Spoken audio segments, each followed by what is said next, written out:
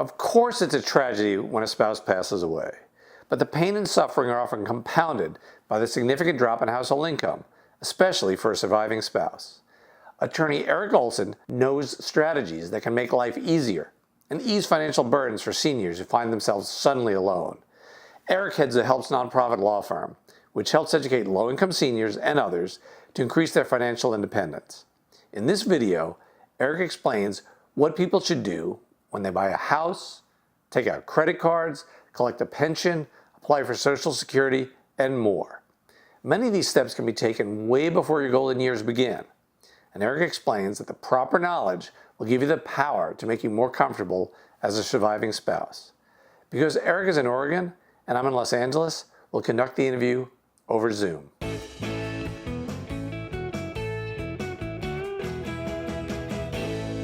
Hi, it's Jeff Hoyt, Editor-in-Chief of SeniorLiving.Org, and today I'm speaking with Eric Olsen. Eric's an attorney, and he's the founder and executive director of the Helps nonprofit law firm. Welcome, Eric. Thanks for having me today, Jeff. Thanks for taking the time. You bet. So we're going to talk about something that isn't something people want to think about, but if, everybody there was a time when they weren't here, and now we are here, and there'll be a time when we're not here anymore. But if you're in a couple, then it's important to think about what's going to happen to your spouse when you leave this earth. So I'm just wondering what a couple can do, whether they do it when they're a senior or they can do it years before and it'll help them when they're seniors. But what can a couple do so that the survivor has a better financial standing when they lose their partner? It's an important topic, Jeff. I have this conversation with senior couples every single day. In fact, I went to a funeral this morning about a good friend, and I'm 71. We're all marching towards death, and the older we get, the more likely it becomes. We don't know when. Hopefully we're going to live a long time, but husbands and wives don't pass away at the same time, and there's things that can be done to help protect the surviving spouse. And I think I've got an example. I think of an example, and it's pretty common, and it hits a lot of issues. So I talked to someone fairly recently, and this is the husband had a higher Social Security, and the wife had a smaller Social Security. Okay, first thing people should realize that when a married couple, when one spouse passes away, the surviving spouse gets the higher of the two Social Securities, but the lower Social Security will go away. Okay, so right then they're going to be living off of less money.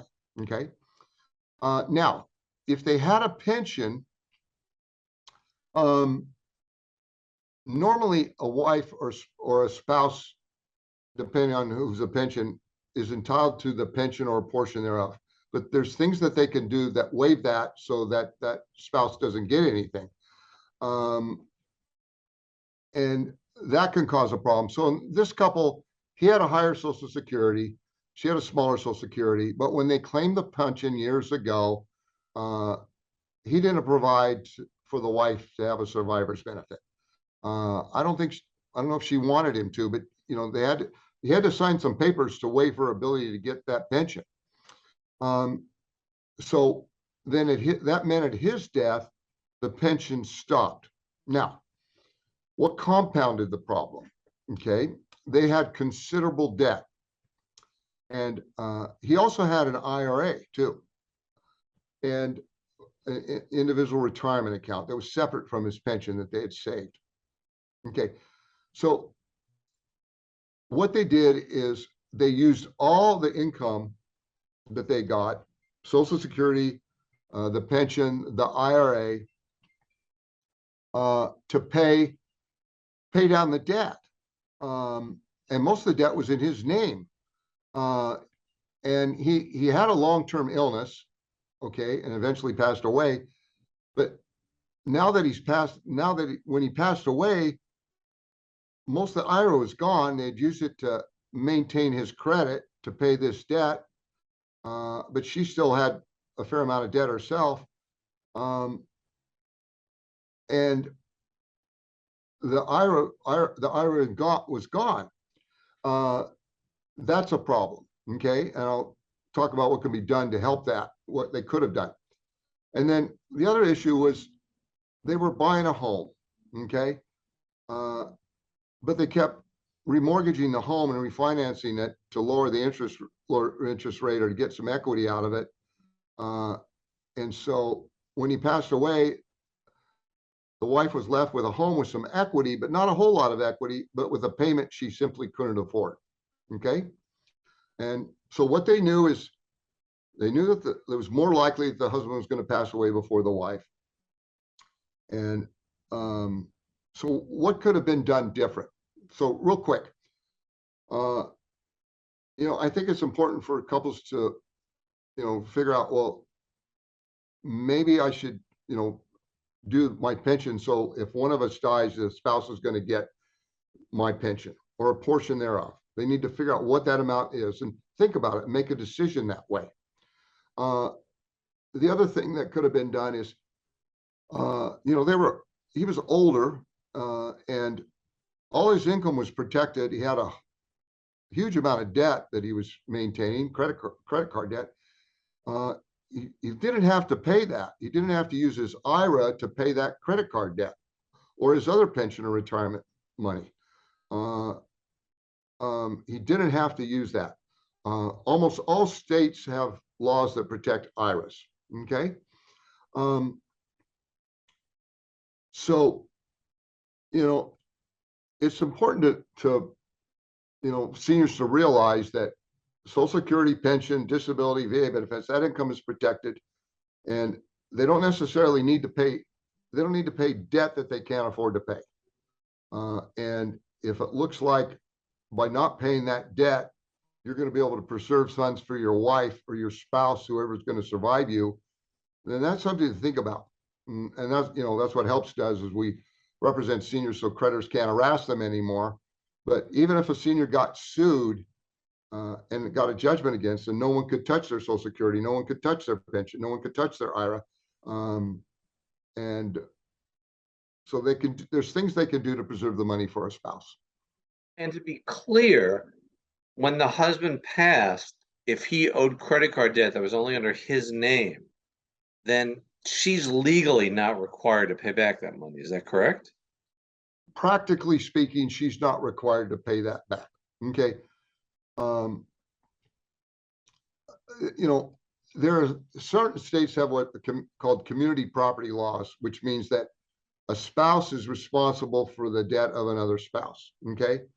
But when it comes to credit cards, it's not the practice of credit cards to ever go after a spouse unless that spouse is actually on the card and signed for it, even in community property states.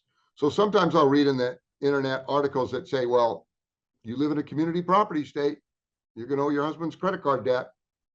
Well, you don't need to worry about it. The credit card company will not come after you for that. They could possibly call you and say, we want to be paid. But since you didn't sign on it, it's not their practice to come after you. So no, you're right. If the spouse isn't on that credit card debt, it dies with the husband. And just to be clear, I have a credit card and I got my wife a additional card, but she never really signed it. I just authorized her as a user. So what about an authorized user? Are they on the hook? Nope, they're not. I mean, it's just like you. If you have a corporation, you're working for a business or a corporation, and you have to travel. The corporation might give you a credit card. You're an authorized user, but you're not legally liable. The business is. And it's the same thing with when you sign for a credit card. I think there may have been a time that I had a credit card that I may have had one of my kids have an authorized user, so when they went to college, they could have it as an emergency thing. But no, if you're an authorized user, you're not responsible for the debt. Even now, I've heard credit card companies try to tell you are, but they're wrong. What if a couple is buying a home? Are there things they should think about that'll make it easier years down the road for the surviving spouse? And we can just assume that the husband makes more money than the wife, so even though that's not always the case. An example comes to mind. It was a week or two ago, I got a call from it was a new client or someone calling in with questions, and the husband had passed away and he had had a home, okay? And they've been married for quite a while. And I asked her, well, whose name was the home in? And she said, well, it was in my husband's name. And I mean, your name wasn't on the mortgage? She said, no. And I said, well, do you have children together? And she said, no, I've been married to him for a long time, but he had children from a long time ago. And so did he have a will? And she said, no, he didn't have a will. Okay, well, so what that meant is, since her name wasn't on the home, then, and he didn't have a will, the property goes by what's called intestate succession. And there's a law, each state has laws that says what happens, how's property distributed if someone doesn't have a will, okay? And in this case, in Tennessee, the way it worked out is that the wife got 3/4 of the property, and then the kids got 1/4 of the property, of the home, okay? And I asked her, do you want to live in the home? And she said, yes. Well, immediately she's got a problem because she didn't have very much income, barely enough to make the house payment. But here now the kids have 1/4 interest in the home, and they may want to get their equity out of it now, and she might be forced to sell the home. So in most cases, especially for lower income and poor seniors that are fortunate enough to be able to buy a home or have a home, they're going to want to own the home together as joint owners with rights of survivorship. Okay. That way, when the husband passes away, boom, there's no probate, or the wife passes away, the home automatically goes to the other spouse. A lot of times I'll ask people, you know, who's on the home? And they'll say me and my deceased spouse, but I haven't had the documents changed yet. You don't need to do anything. If you own a home jointly with your spouse and that person dies, you own it by yourself. You don't need to file any paperwork. You own it by yourself, the surviving spouse. So it's generally a good idea for spouses to own the property together with rights of survivorship. And if the husband had debts and the house was only in his name, then the creditors could actually get a lien or get some money from the house, as opposed to it just going to the wife as well, if it wasn't joint survivorship. Yeah, thank you, Jeff, for catching me on that. You're right, exactly right. So sometimes I'll tell people that under a will or a trust, it's a guarantee your family won't get anything, because under a will or trust, or if you don't have a will or trust, just intestate succession, nothing, then debt has to be paid before your heirs get anything. Okay, so you're right. But if he had owned the property with his wife as either, they call it tenants by entirety, or it can be called joint tenants with rights of survivorship. And if they own it, which means that if one of them dies, the other one gets the property. Okay. If they had done that, then at his death, we use the husband example. If he dies, the property automatically transfers to the wife, and the debt debt doesn't need to be paid. Even if someone had sued the husband and gotten a judgment, when the husband passes away and the property transfers to the wife, the judgment lien disappears because the husband is dead. The property, he no longer owns the property. He's dead. It transfers to the wife by operation of law. Therefore, that judgment lien goes away. So it's a good idea to get the wife on the name or get both your names on it before anyone gets a judgment against one of you, especially if there's debt in one of the spouse's names. Good to know. And then often, as an example you gave with someone having a long illness or passing away, people often run up high medical debts before succumbing to disease. So what happens with medical debts? And most states have laws that sometimes it's called like a family purpose doctrine, or there could be other names. Doctrine of Necessities is a name that's sometimes called, which means that if a debt is incurred to support the family, then both spouses are responsible. And that would be an example would be a medical debt. So if the husband runs up a bunch of medical debt and then passes away, yeah, technically the wife is responsible for that medical debt under that theory. And it could apply to utilities, other things as well. But medical debt is the number one thing that it applies to. But once again, if the husband passed away and there was some medical debt, and maybe the wife is responsible for it, but if her income is only Social Security or a pension or this other income that's protected by law, she doesn't need to pay it. If they sue her, they can't collect from her. She's judgment proof. Okay. Same if she owes credit card debt under her own name, that if she decides not to pay it, she may lose her credit. But if her only income is Social Security or protected pension or retirement funds, then she wouldn't have to pay that either. That's right. Yeah. And if she has her own debt, right, and she wouldn't need to pay that, and they can't.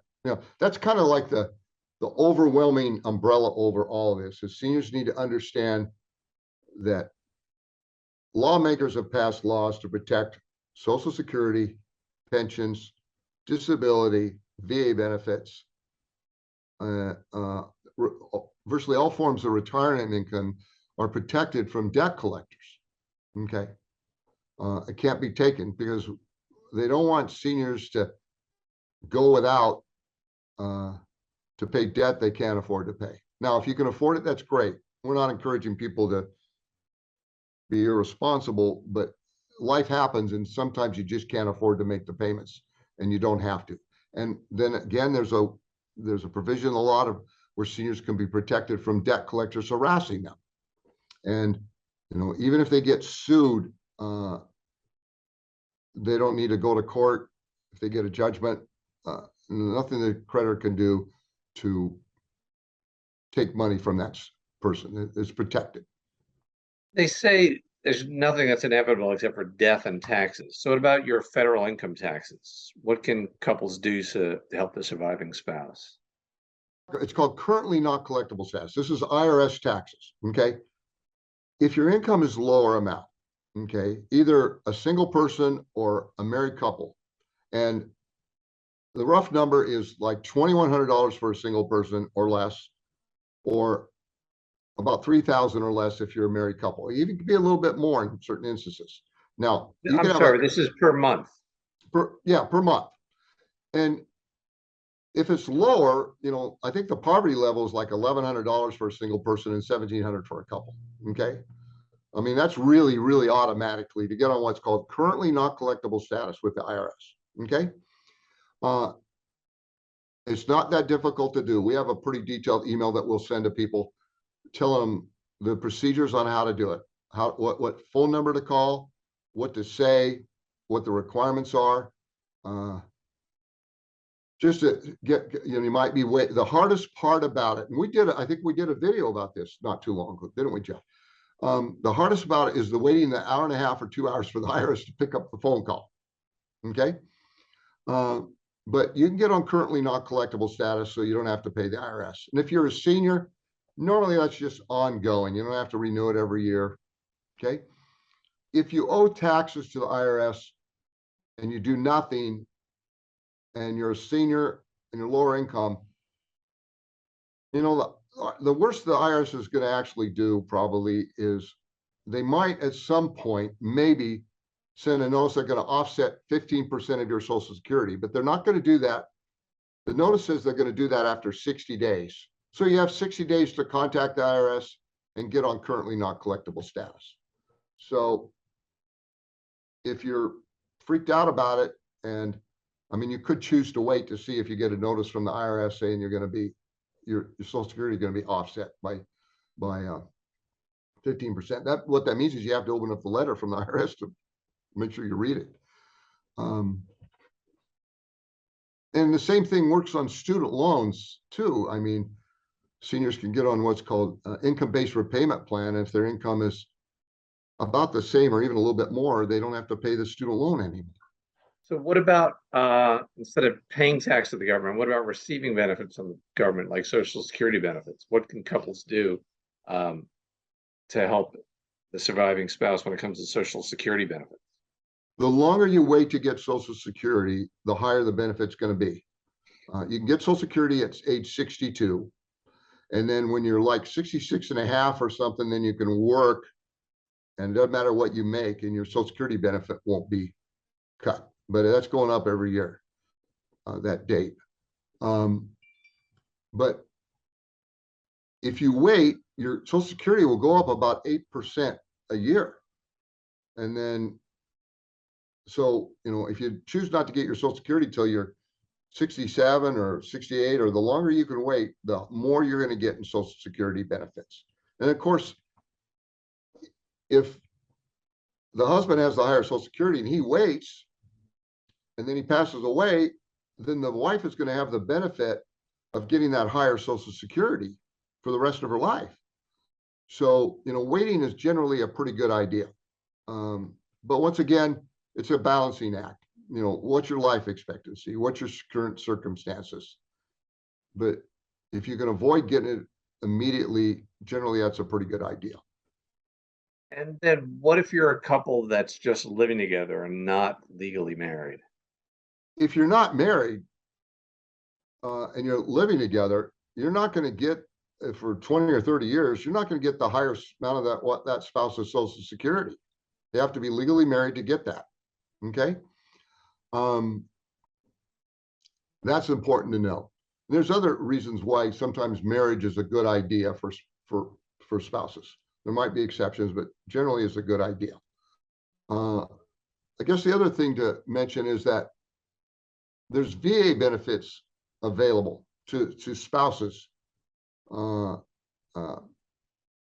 a husband was in the military and he has VA benefits, if he's married for a year, that person you're married is going to be entitled to some type of benefits that you have. Okay, only 1 year. Okay, now there is an exception. If you have kids together, then you don't have to be married for a year. You have to be married for at least a day before you die. So, yeah, marriages can be an important thing to do to benefit your partner or your spouse. And then what about pensions? Normally, a spouse is entitled to a part of the other spouse's pension, at least some portion of it. And you have to, there's provisions in the law that require that you have to sign papers if you're going to waive that. Okay, so that you want to make sure you look at what your spouse might get if you pass away, and you want to make sure that they're going to get part of that pension if that's going to be necessary for them to survive, if not all of it. So when you retire, there's forms you're going to need to fill out that's part of the retirement process that will say, hey, here, my wife is going to get this portion of my pension. Now, if you didn't do that, you might get a higher pension, but then if we use the common, if the husband died and he had the pension, then the wife wouldn't get anything, and that could be difficult. Finally, what about a life insurance payout? If a husband leaves money to his wife through life insurance, are debt collectors entitled to that? A life insurance is a contract between a person that buys the life insurance and the life insurance company to pay a certain amount of money at his or her death to a certain person. Okay, as long as a person is named, then when the person dies, it goes directly to that person. Doesn't go, it's not part of their estate. So that's the reason why most of the time life insurance should be payable to a person, not an estate. If you have life insurance payable to an estate and you happen to have a bunch of debt, then that life insurance money could go to pay your debt instead of paying the person you wanted to get the life insurance. So now the question then is, can a creditor get at that life insurance? Well, they're not going to get at the life insurance until you die. Okay, and then even then, different states have laws that protect the life insurance proceeds. First off, the money is owed to the beneficiary of the life insurance policy, not the person that died. So if he owes debt, no, they can't get at it. But let's say they went to a wife, and she had a bunch of creditors. Could they get at the life insurance proceeds? Well, it depends on the state, but I doubt. I mean, I've never seen it happen. First off, the debtor creditors, they have to have a judgment. They have to know you're getting life insurance and where you put the money. It just is a practical matter. There's too many ways to protect the money. There's nothing for you to worry about. We've covered lots of different things here about how you can be protecting your loved one in case of your untimely death, or even if you have time to plan for it. And the one overarching rule may be that it's better to be married than not for collecting Social Security and pensions and other benefits as well. So something to think about. That's right. And then realize that if you have a whole lot of debt and you're married, you can choose not to pay that debt, okay? And preserve your funds for your spouse, or not dissipate your retirement money so that the surviving spouse isn't left with very little. Really appreciate you taking the time, Eric. If someone has follow-up questions and wants to ask about how to protect themselves from debt collectors, if they're calling up about unpaid debts and they only have Social Security or retirement income, what can they do to get more help from you? Well, we're all over the internet. HELPS, nonprofit law firm. HELPS is HELPS, stands for Help Eliminate Legal Problems for Seniors, nonprofit law firm. 855-435-7787. We're a 501c charity. We don't turn any senior away that needs the help we provide. We protect seniors from collectors harassing them, and then we educate seniors and disabled persons how they can maintain their financial independence. And that's why we're having this conversation today. Thanks to you, Jeff. Well, thanks to you for passing on all your information. Really appreciate it. You bet. Take care, Eric. Thanks. God bless. Bye.